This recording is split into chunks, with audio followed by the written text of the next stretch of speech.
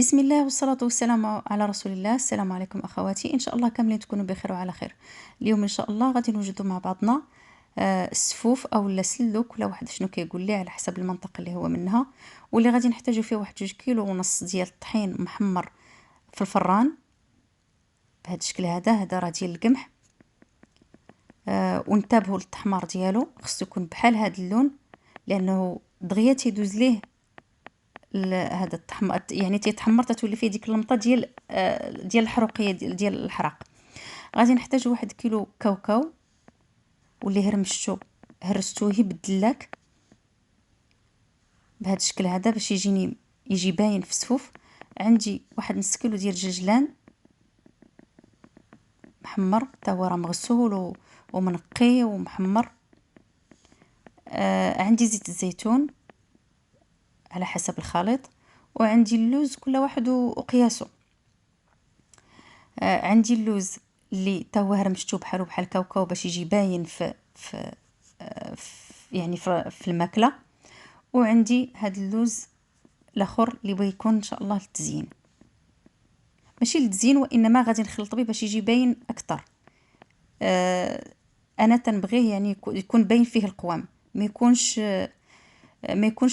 باينش فيه القوام كله مطحون.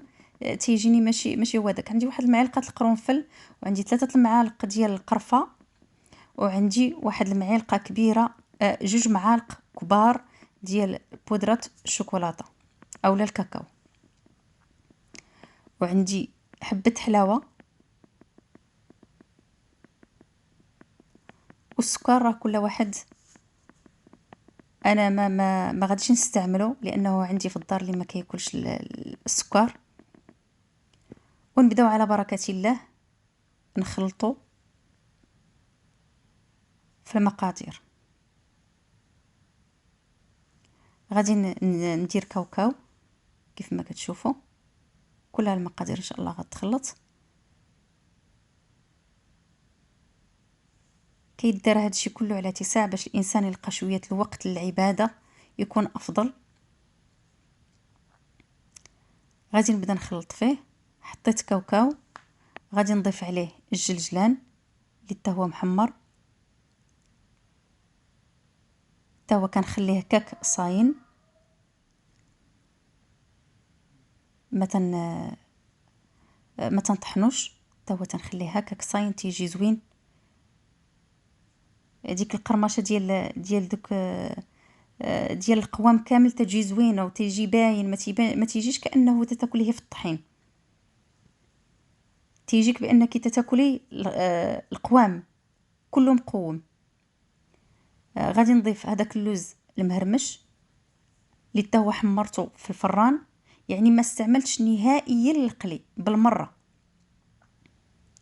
وخليته بقشور. وبالطبع راه تنظف عاد تحمر في الفران. كل هذا القوام هذا ان شاء الله غادي نخلطه. هاد القصريه هذه راه جاتني شويه صغيره، غادي نعاود نقلب هذا الشيء كله في حاجه اللي كبر. غادي ندير 3 المعالق ديال القرفه، هنا راه معبورين 3 المعالق كبار مزيان. وغادي نضيف حبه حلاوه،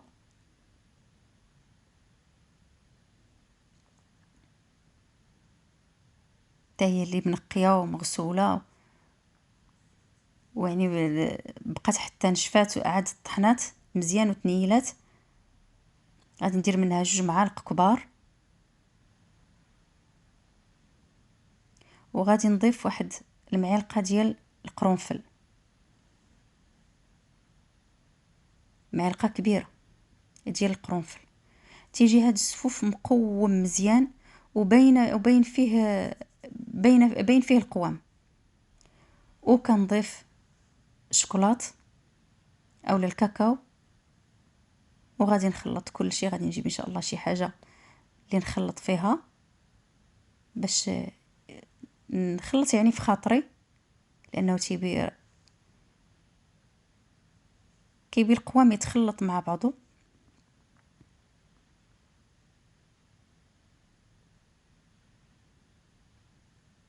وكنبدا كنخلط شويه بشويه حتى كتجانس العناصر كامله. هنا راني قلبته في انيه اللي هي كبر، وغادي نبدا كنخلط فيه.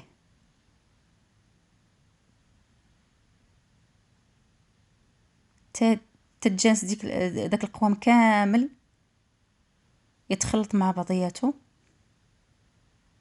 ما غاديش ندير فيه انا الزبده، وانما غادي ندير فيه الزيت، هي اللي كندير فيه. وكنحليه حتى حلاوت، ما كنديرهاش فيه دابا، وانما كنديرها فيه ملي كنبي نحط، يعني ملي كنبي نحطو نبيو ناكلو منه. عاد كنخلط داك القياس اللي بغينا ديك الساعات. علاش؟ لان حتى حلاوت كتنشف السفوف. مي عاد الا كنتي مخلطاها مع العسل، يعني العسل الحر.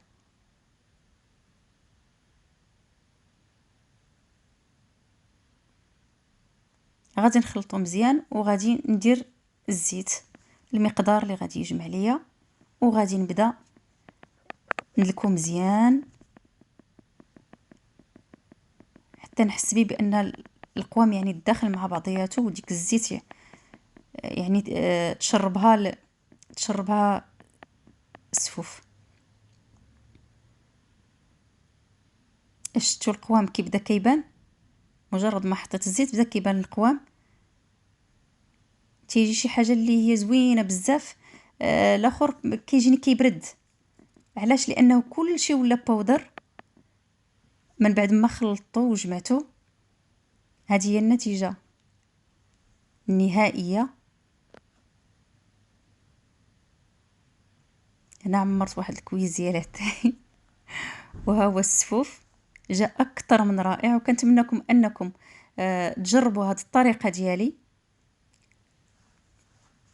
وراه غتعجبكم ان شاء الله. واللي هي يعني ساهله، ما تقعدي لا تقليله حتى حاجه، وشي حاجه اللي هي طبيعيه. شي حاجه اللي هي طبيعيه. اللوز راني دهنته بشويه زيت، بشويه زيت الزيتون، ودخلته الفران بشويه زيت الزيتون ودخلته الفران باش كلشي كيكون طبيعي. وما تنسونيش من صالح دعائكم.